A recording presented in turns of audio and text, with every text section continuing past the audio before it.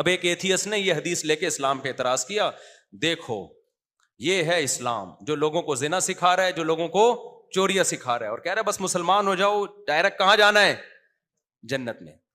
تو یہ ظلم اور زیادتی ہے، کسی کی ایک بات کو لے کے اس پہ فوراً فیصلہ کر دینا سیاق و سباق سے ہٹ کے، یہ زیادتی ہے یا نہیں ہے؟ جو علماء کی کتابوں کے ساتھ آج کل ہو رہا ہے، جو لوگ کتابوں میں کیڑے نکالتے ہیں نا، یہ وہ بھی یہی کر رہے ہوتے ہیں۔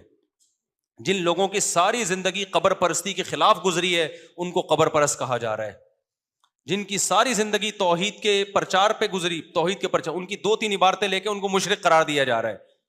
تو یہ وہی کام ہے جو ملحد لوگ کرتے ہیں۔ تو اس کا کیا جواب ہے؟ بھائی سامنے ابو ذر تھے، اگر حدیث کا یہ مطلب ہوتا نا کہ زنا اور چوری کی اجازت مل رہی ہے تو ابو ذر رضی اللہ تعالیٰ عنہ تو بڑے صوفی قسم کے صحابی تھے، وہ تو گناہ سے آخری دم تک اتنا دور رہے ہیں، نبی کو پتا تھا کہ یہ کبھی بھی زنا اور چوری کی جرت نہیں کریں گے۔ حدیث میں اس کا ذکر نہیں ہے، لیکن دیگر حدیثیں، اسلام میں زنا کی اجازت ہوتی تو زنا کی جتنی سخت سزا اسلام میں ہے کسی اور مذہب میں ہے؟ شادی شدہ زنا کرے رجم کرنے کا حکم، پتھروں سے مار کے ہلاک کر دو، کمارا زنا کرے چوک پہ کھڑا کر کے، سورہ نور میں کیا ہے؟ کوڑے مارو، 100 کوڑے اس کے۔ اور نبی صلی اللہ علیہ وسلم فرمایا میں نے معراج میں دیکھا کہ کچھ ننگے مرد برہنہ عورتیں آگ میں